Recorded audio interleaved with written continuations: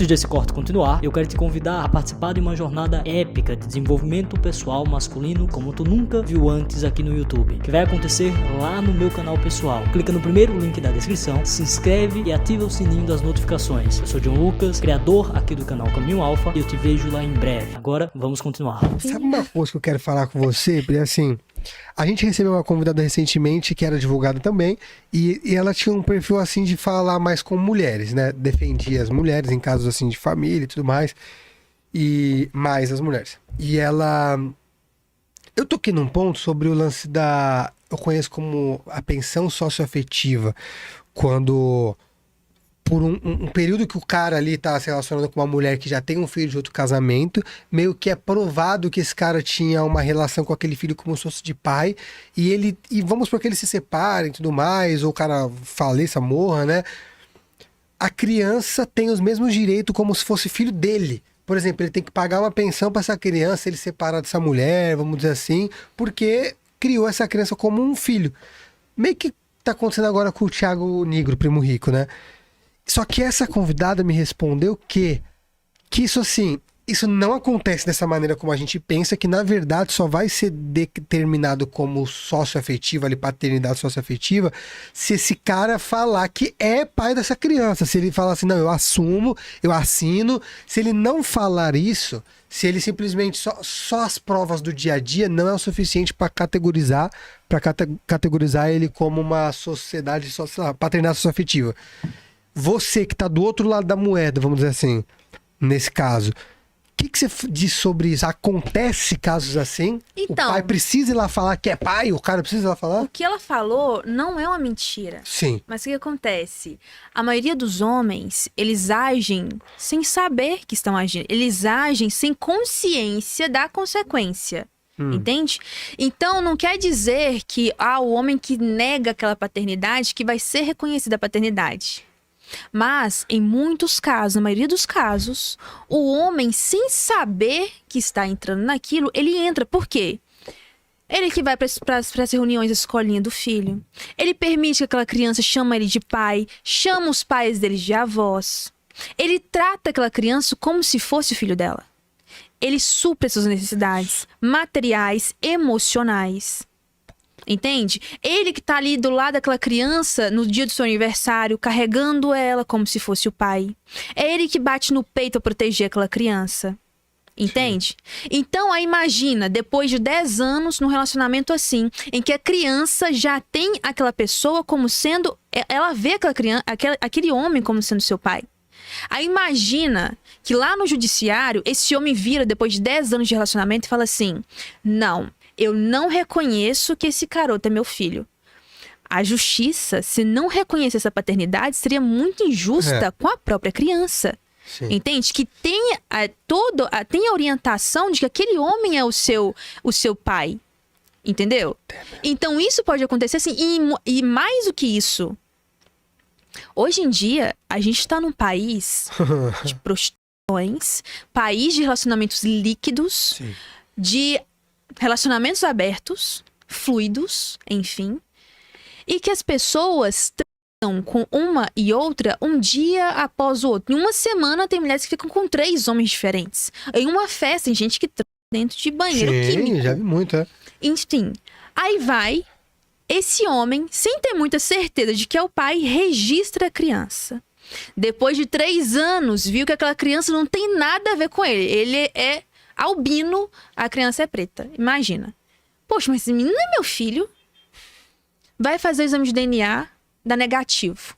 Você acha mesmo que depois de 3 anos, com essa criança registrada no nome desse homem, ele alimentando, pagando pensão, fazendo tudo, levando pra escola, tendo a guarda compartilhada, enfim, depois de 3 anos, o judiciário vai simplesmente falar assim, não, você não tem mais obrigação nenhuma com essa criança. Vai, siga a sua vida e essa criança vai ficar sem pai, sem ninguém, sem orientação. Você acha mesmo que isso acontece?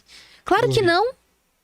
Ele continua tendo a obrigação como pai socioafetivo. Principalmente nos casos em que dá o DNA negativo. Então nem é sempre assim, ai Priscila, estou ocultando o que eu falo. Eu não falo contra mães solos na minha página. Sim. Eu falo assim, você tem que conhecer a mulher que seja realmente uma mulher de valor.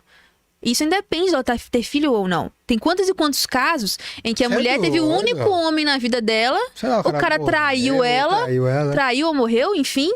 Ela tem um filho.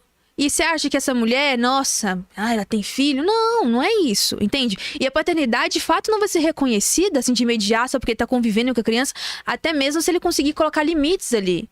Ele não tá criando falsas expectativas naquela criança.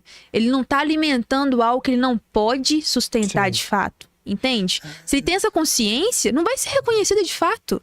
Ele sabe diferenciar, não, peraí, eu não sou o seu pai, entende? Eu sou seu amigo, eu tenho realmente um relacionamento com sua mãe, mas eu sou seu amigo e eu vou te acompanhar como seu amigo. Mas o seu pai é aquela pessoa ali, entendeu? Ele sabe diferenciar, ele não tá criando uma falsa ilusão na cabeça da criança. Sim. Porque senão, o judiciário, se isso não acontecesse na prática, o judiciário iria ser muito injusto com crianças de 12, 14 anos, que estão há 10 anos convivendo com um homem.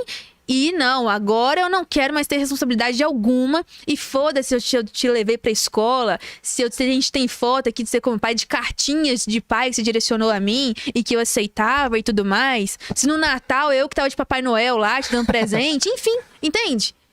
É que eu acho que tem pessoas que falam assim, né? Como se fosse muito fácil isso acontecer. Não. Aí também não, né? Não, não é tipo, fácil. não é questão de 6 meses ali com a criança, Não. 1 ano, que vai falar assim, é o pai. Não. Podem tentar, mas não vai reconhecer. Mas só o fato de tentar, você entende que é um transtorno. Porque o cara tem que gastar com advogado, ele vai ter que se enfrentar um processo judicial. Ok, que no final não vai ser reconhecida, mas gerou um transtorno. Pô.